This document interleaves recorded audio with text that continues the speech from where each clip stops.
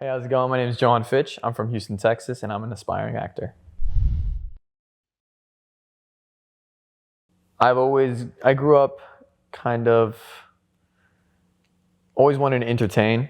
I was kind of like a class clown, distraction of the class. And I don't know, seeing all these kids stressed or a little bored during class and being able to put a smile on their face always kind of made me happy. And my first audience member was born when I was 3 years old, my little brother. And I always loved entertaining him, and I kind of just wanted to bring that sort of life and energy to the rest of the world. So basically, my brother was very supportive. My friends, they weren't that surprised, honestly. Especially when I told Max Sebastian, I literally remember Sebastian saying, "Yeah, I can't see you doing anything else." My parents, my dad wasn't the most supportive, but he has grown to be very supportive in these past few years after seeing how passionate I am about it. But at first, he was definitely a little bit against it. He just wanted to make sure I got my degree and was more interested in me taking the conventional route of life, which is like business or marketing, sales, that sort of stuff. But as time went on, he definitely saw my passion for it grow and how disciplined I was in the craft, and now he's one of my biggest supporters.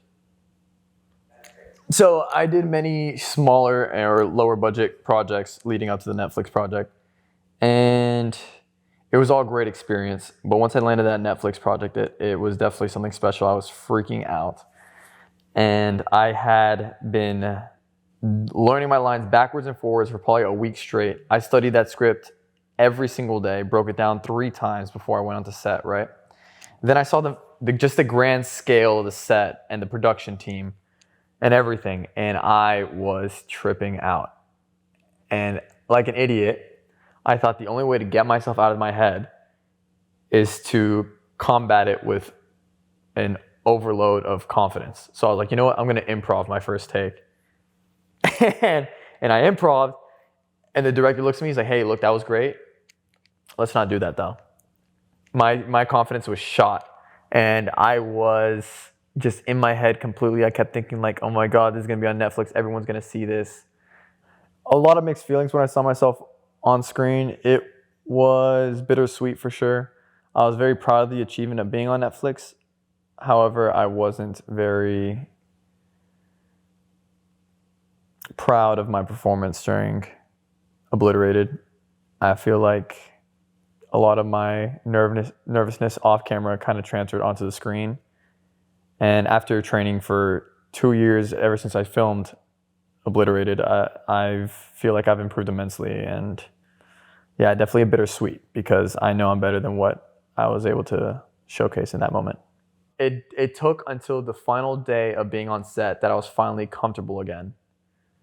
And for that very reason is why I look back at Netflix as a great experience and a learning experience, but definitely not my best work. So it was definitely intimidating, but I'm ready to face that challenge again and really show the world what I'm made of.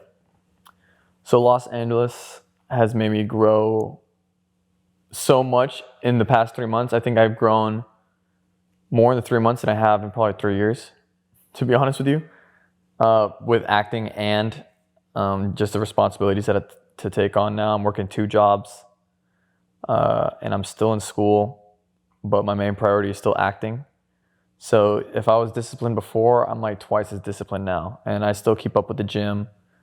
And right when I wake up, it's like a new day to tackle. Before, I was probably practicing acting or at least studying acting 3 times a week.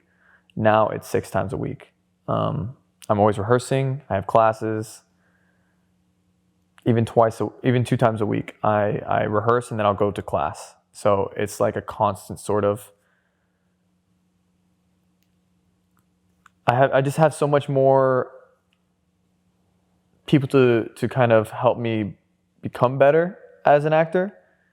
Growing up in Houston, I don't have any other acting friends. Now in LA, I have so many that I can just call up and be like, hey, you want to rehearse? Hey, you want to practice? And we get together and we rehearse for hours. Wow, I didn't think we were going to get to this. My dream role is Nightwing, Dick Grayson, the first Robin, Boy Wonder. Nightwing to me is the goal. I moved to LA to pursue acting, but mostly to gain connections and be in that sort of space so that I can land the role of Nightwing. Nightwing is predicted to have a movie. I've been seeing recent news that there may be starting to cast later 2025, but there is going to be a movie projected to come out in theaters 2027. Nightwing is the original Robin who grows up and to become Nightwing to take on his own vision of a superhero, and he's the leader of the Teen Titans. And I am someone who kind of likes to take a leadership position but not really demand it. I like to be a role model for others and kind of lead by example, and I see those sort of characteristics and aspects in Nightwing. I also consider myself quite charismatic and charming, and I feel like we kind of share those similarities as well. And yeah, I mean, he speaks to me in so many levels. He's kind of, not only do I see a lot of myself in him, but he's someone that I aspire to be, even though he's a fictional character. And I want to kind of bring that to a younger audience as well. Damien Chazelle, did I say that correct? One of my favorite films of all time is Whiplash. And the cinematography, the use of colors, the use of colors combined with the energy and or emotions he's portraying on screen are amazing.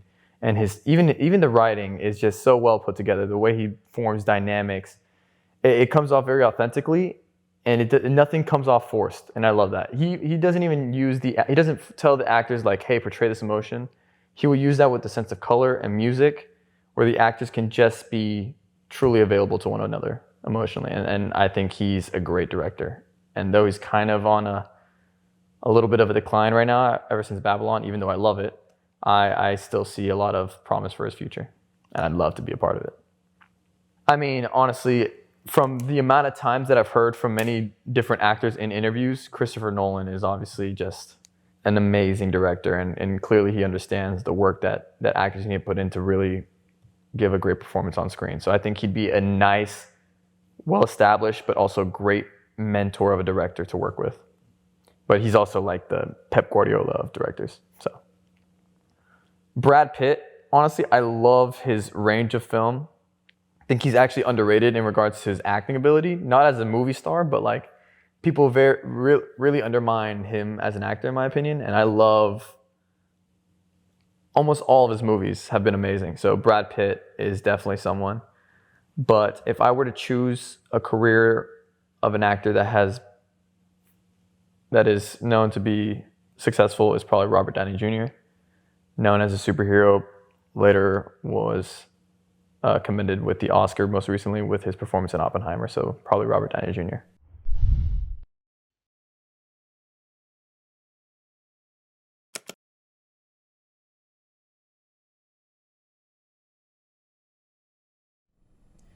Yeah, so when I first started, I saw